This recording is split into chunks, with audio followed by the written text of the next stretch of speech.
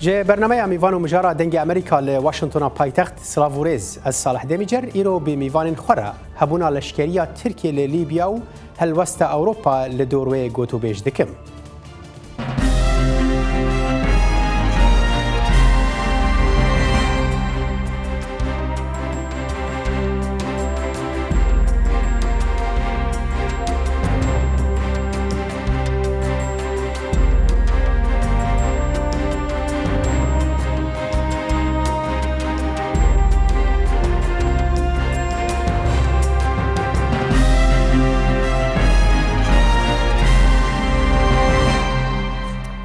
روشکار آلمانی انگلا مرکل دبیجه بشدارین کنفرانس دوه یکشنبه لبرلین اری کرن که پشتگیری لشکری جبو تعالی لیبی دابی نکن.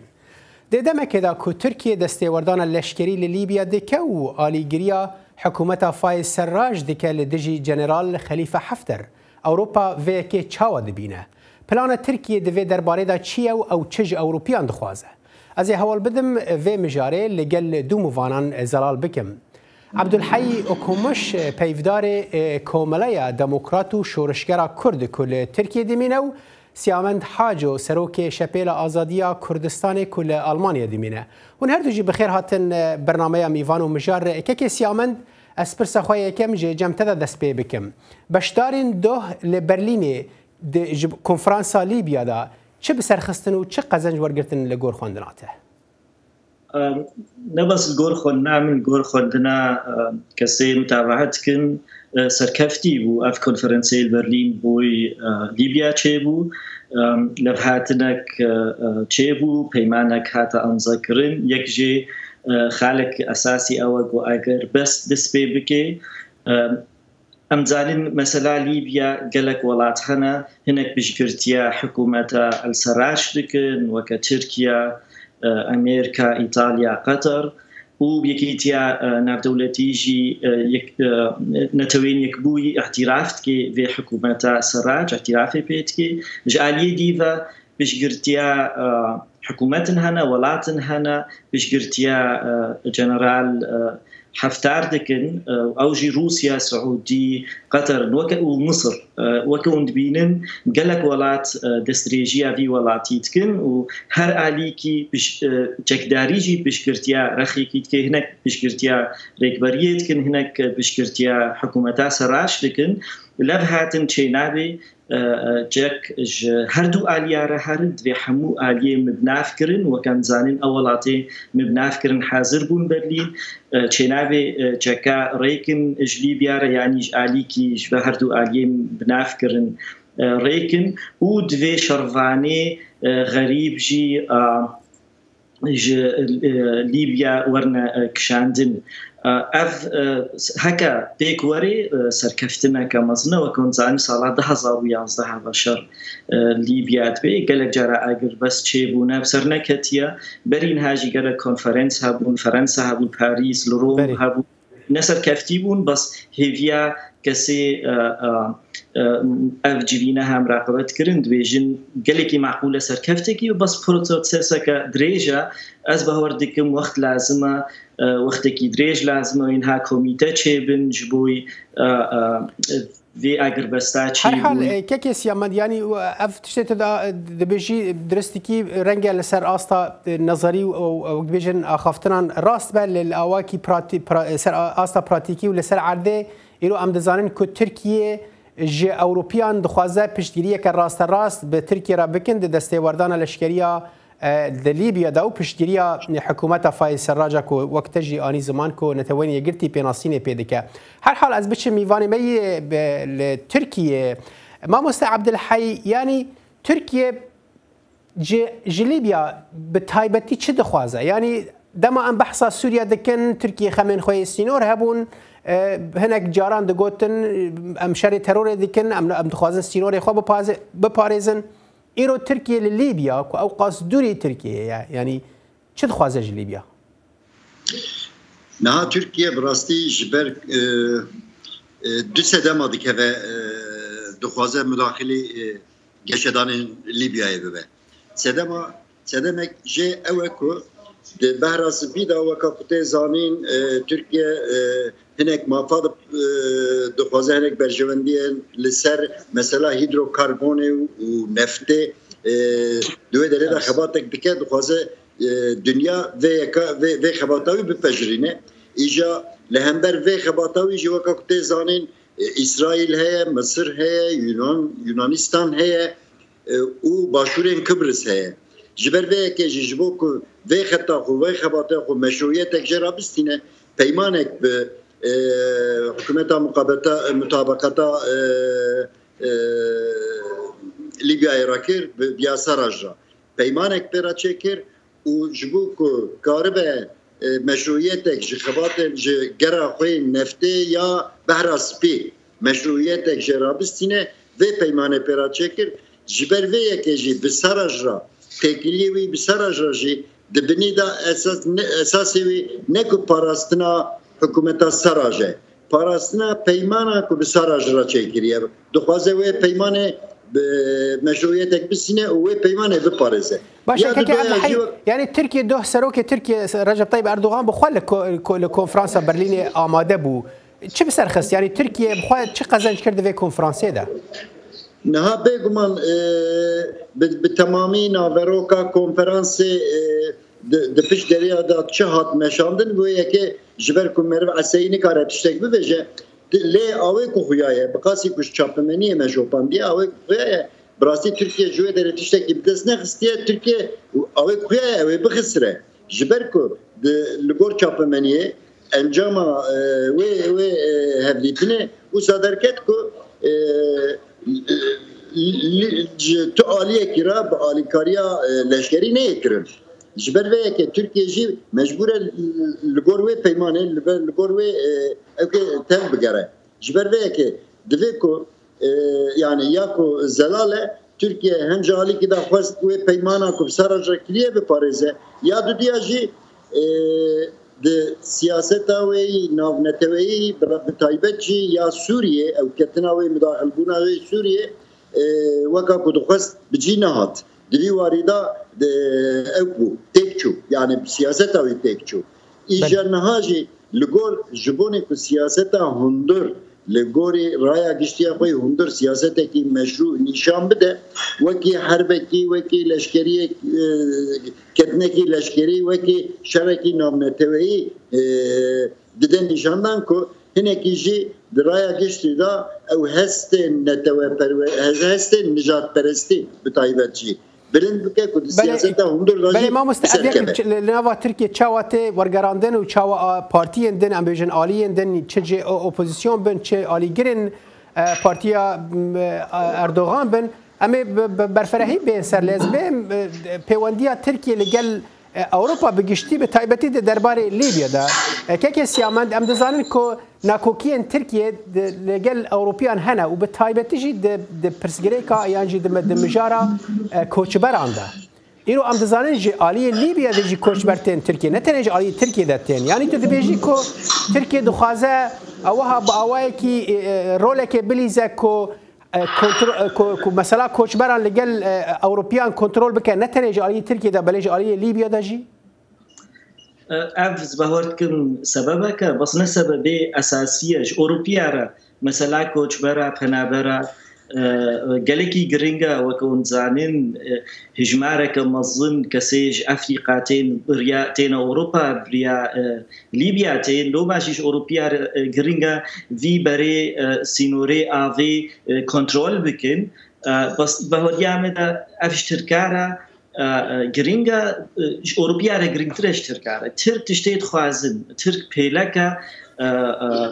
افدور شغليش 7 ساله تخازي براستي هرمي دا به هيزكا جرين وهيزكا هرمي سياسي ولشكريجي انزانن وقتا كابي حتى سر حكم ايديولوژيك او بو دانستاني خوي ايكونومي اقتصادي باش بكن ولاتي در دورا خو ديري تاثير السياسه ولاتي در دورا خو بكن افدو شغلی سالا 2012 هفت بهوریان ده سیاستا اکاپی هاتیه گوهرتن AKP خوازی ببێ وەکە دەورا ئۆسمانیا بلەیزێ وەختەی خۆدا هەرێم ڕۆژلاتە ناوین گشت بگشتی بن کۆنترۆلا ئۆسمانیا دەبوو و لەشگەریت بن کۆنترۆلاوە دەبوو. سووریا دەست پێکردن کورسانە سووری گاوا پێشی بوو لەشگەری دەرباسی وڵاتێکی بوون بەرینگیر کورسانە عراقی تکردن بەس دیسا دەگەڕان بە سووریا جارا پێشی تێدەمان وڵاتێکی دوور دەرەوەی سنووری ترکی غیری قبرس وقتی خود بس او زیرتری 40 سالی بو لشکری ترکی درباسی تو ولاتی دینه بو دمک دریش لیبیا ولاتی دوایه یعنی تخویات که تخوازن او هیزا هرمی بلشکریشی بزوره ببنه هیزا که هرمی افیک یا مثلا پنابرا از بهارت کم گو اف کنفرانسی هال برلین چه بول آلمانیا چه بول سبب پنابرا چاوا کارن هجمارا مزن یا پنابرا کنترل بکن و صدی صد گوت بخوازی به هیزا که هرمی دوی مثلا پنابرات بخیبون کنترل خدا ام زاننج علی کی به خلق يتنا أوروبا هجمارة كمظن بريا تركي تينا يونانستان دوردا تركي قريب بيكيتيا أوروبا را قالك بيمانا بكي وتأثيره كي السياسة أوروبية بكي نبص يا ألمانا تاني جالية ديفا تخازي رياديجي بخيبن كنترولا خدا يعني دورة كوي أساسيها بي ليبيا يعني اف خالی هناك خالی اکونومی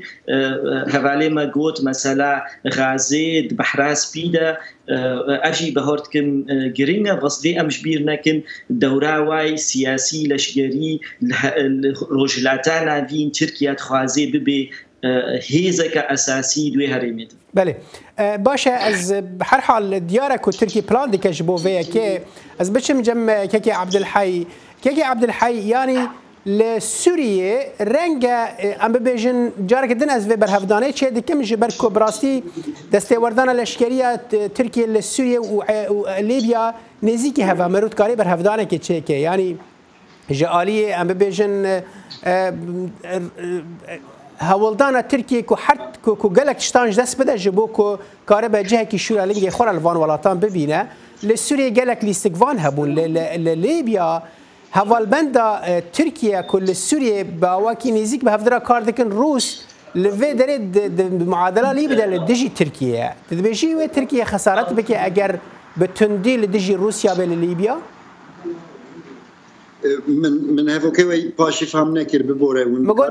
يعني ما بس من برسا من اوكو تركيا لليبيا دكاره راست راست دجبريه روسيا بكام دزان كروس اليجيريا حفتر دكه باشك راست نكاره بكش خو برياكو يعني وقت بريار دا جبوني كتنا ليبيا بأوائل الاشكري بوتين هذا تركيا را خبر بتركيا را آخفين وبشتي بوتين وگريا داخليانيا تركيا فرمي هات سر كو ام ببن نابريك ام نابنجيتي بكند نابنا هردو آليا دا جبر بيا ابيا قالك زلال كركو تركيا راست نكاره روسيا بده هم برخو وتف بگره يعني بشتكي له نممكنه بله باشه از وگرم سر روشا نافخویی ترکیه تبحث روشا نافخویی ترکیه کر نهاد د سوری د جارک دن از وی برهفدانه چه دکم ترکان دگوت یعنی بتایبتی سروک ترکیه رجب طیب اردوغان دگوت اما ام شر ترور دکنه و ام سینور خواب با وکی راست جه گروپ تروریست د پاریزنه ایرو لیبیا او قصدوره جه ترکیه چاوا دکاره و حجت هانج یعنی جی و خطاب هان سروک ترکیه لگل پارتیان دن چنین اپوزیسیون به چه آلیگرین خواه وان راضی بکه یعنی دناوا ترکیه دا اف دستوردان ترکیه لشکری لیبیا چاوا تخوندن نها براستی آلیگری دستلاتداریا ترکیه چه بگوتن جوان را و اوه کوهیای و یکیت پجرین نان الخینو و لپرسینه کل سر ناکن لی مثلا اپوزیسیونا ترکیه نه دو اپوزیسیونا ترکیه داجین نرخاندن که اوه یجبونی مثلا لیبیای دبیجن بله ده 1982 دا وقت تزانی پیمانه که حقوق بحره هبو ترکیه دوی واریده نه عالیه جبر کمور نکریه ويجا بيمان وان ليبيا يجبوك بهبرايه دفي وارده دكارن مداخل ببن وحكومتها مطابقتها ليبيا انها قدس لداريا سراج ذاتي مشاندن او يجي آلية كتيا ملتان وجي مشروط قبول كرن تي بجراندن جبر ويه كي دفي وارده برسكريك تنية بس اوپوزیسیون ترکیه yani meşru binin ve keji opozisyonji meşru binin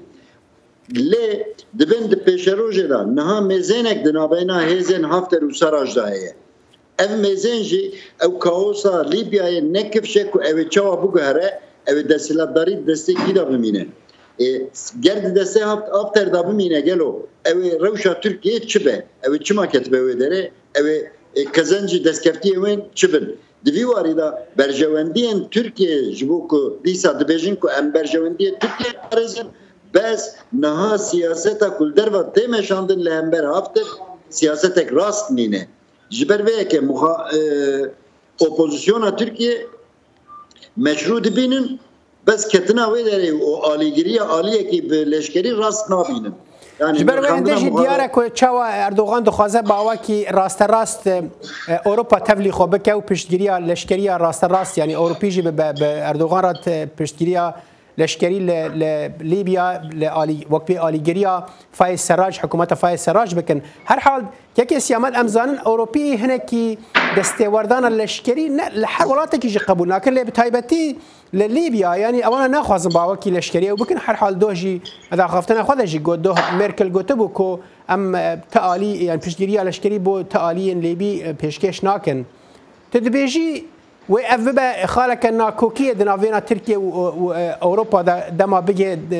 وقتی که کویدی ترکیه بویجه از باواکی راست شر بکم و دبه هون آلیکاریام بکن نفیا اوروپی ده هر جار دیجی دسوردانا لشکرینا هکا امریکی بکن ندیجن امزانین سوری اوروپی ندیجبون لیبیا فرانسیا چند جارا تاریخ خوشی اندن بمبکرن هیزین علیکی و امریکا خوشی اکرد وقتی خود دیجی داعش لیبیا شار کرن به رئیس سراج را یعنی سوردانه لشکری هر جار اوروپی ندیجن یا ترکا علیکی و امجانی در باسپنا ترکی کرسانا سوری دا اوروپیا رخ نکر بس بردوام بون دانستانی خوا ترکاره کرن و نکه وصا گران براستی ترکا کرنش بوی در باسپنا و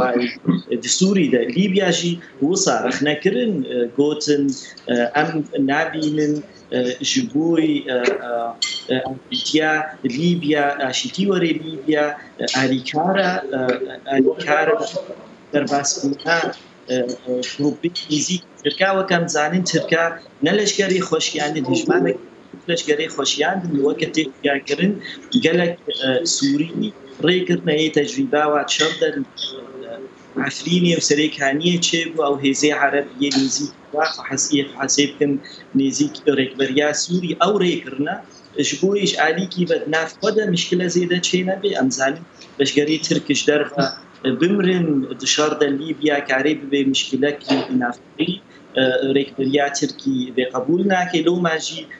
گروپش یاندن یه نسو جبوی رختی دنبیم و سوری و کشتی لیبیا را چه مشکل مزنینه جبوی ریکبریا ترکی بله باشه اگه کسی من اب خفتنا باشه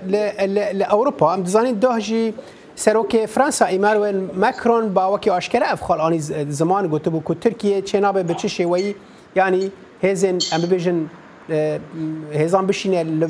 لیبیا و در هر حال دناف داجی او شروان یعنی چکدارن سوریه اف خطاب هان چقاسی تند لاوروبا یعنی نوینراتی اوروبا بگشتی دیگه یان تنه سروک ولاته کی وکی ایمانوئل ماکرون تنه گوتیه ماكل دسبيكا كونفرنس تشتكي بالكيش قلت قد اخذت ناخذ جو ام ناخذ ليبيا بسوريا قصداوي شي قصداوي ناخذ افشري حناكي بردوان بي ناخذ دستريجي ولاتي در دولة سعودي بي شي قطر بي شي امارات بي وشي تركيا بي کنفرانسی برلین چه بوش بوی وقتی که زو شر بسکنی و کسی آنی نه لیبی آنی تلو دو سرات هفتار حاضر بون جبینه ده بس نه او بون علی گفتو بود کرن او دولتی دستریجیات من لیبیا ده او دولتی غریب وەکە تورکیا لیبیا سەرۆک وەزیرێت ئەمریکا هاتبوو پوتین هاتبوو سعودی مصر ینی ئەف دەولەتێ بۆ ئالیکاریش ئالی گیرەتکن ئالیکاریە چەکداری ئەف گەهاندبوونە هەفتوو و ئەف پەیمان نەقەبێنە وادە چێکردن و تورکیا دەورەکەوەی ئەساسی هەیە و دووبارە دکم تورکی دخوازی ببێ هێزەکە هەرێمی سووری دەبوو هێزەکە هەرێمی ئەمزانن تجوین سەر سووری چێ نابێت تە لە هاتنێک چێ نابێ گۆ تورکیا نەحازر بێ و لیبیاژی وسە ئەمزانن جوینێ ئەستانە ترک تێدا حازرن بریارێ ئەساسی لێ لێ تێستاندن و نە لە UN نەتەوەین یەکبووی تێستاندن هەر وڵاتی گرنگ لەفدڕونن و دلسووری دێژی سیاسەتا رووسی جدایە ژیا ترکی بەرجەوندیێوا جدانە رووس پشگرتیا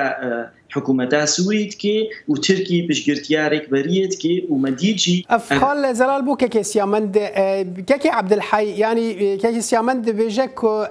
ئەوروپی ناخوازن لیبیا ببێ سووریەکە دوویەم ji بۆ ترکیە ینی گەلۆ ترکیە دخوازە لیبیا ببە سووری نها ئارمانجا تورکیە لیبیا بکە سووری وێداتر تشتێکی دنێ هەیە تورکیە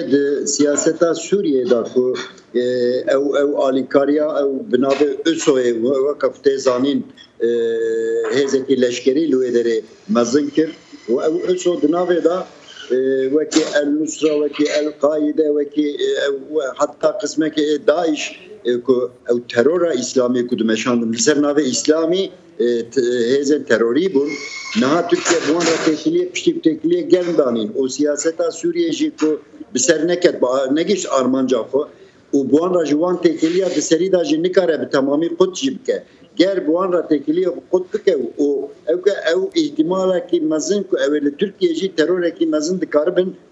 لەدار بخینن جبر بیا جبو وان وکا کو چاپمنیا سوریه جو یا دنیای جگلکی ویکی آنی زمان کو لو لشکرین کو شینن لیبیا جو جوان آبادیه لشکر ترکیه ارتشا ترکیه زیاده انسان نشان بنوی داره برای ترکیه او هزن چکدارن سوریه شان بنوی داره جهله که دا ترکیه دخوازه جوانا خو بفلتینه دیره که دا دخوازه پاراستنا پیمانا خود سراج رب که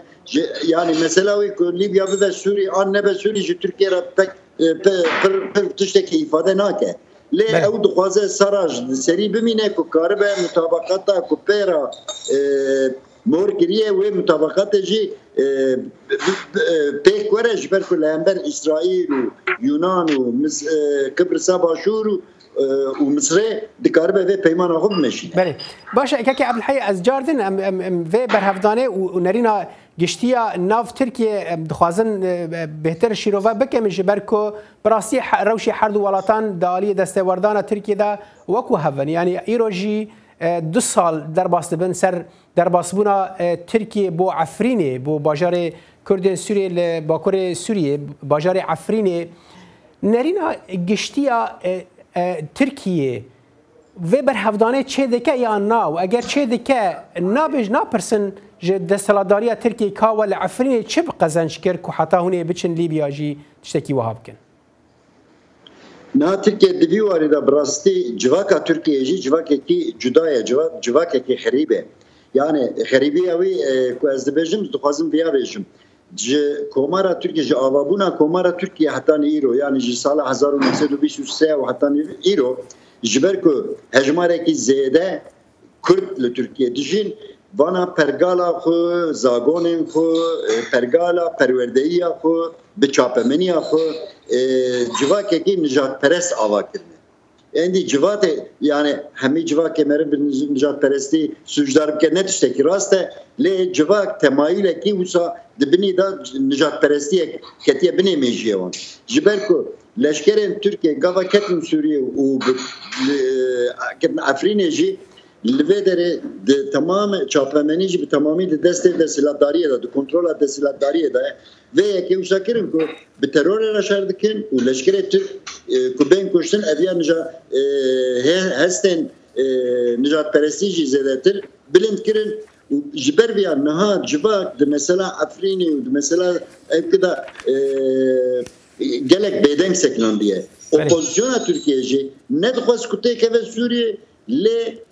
جرسيا وطبعا جرسيا اوبوزيسيون بخوجي ده بني ميجي ده نجات پرستي كابو جبر بيا كي او بخوجي بدنگه كي بلند جسارت نكر كل همبر كتنا سوريا بسكنن جبر بيا كي هزار مخابن دوی واریدا جواکا ترکیه بدنگ ما. بله. باشه که سیامند ام دزانن کو ویر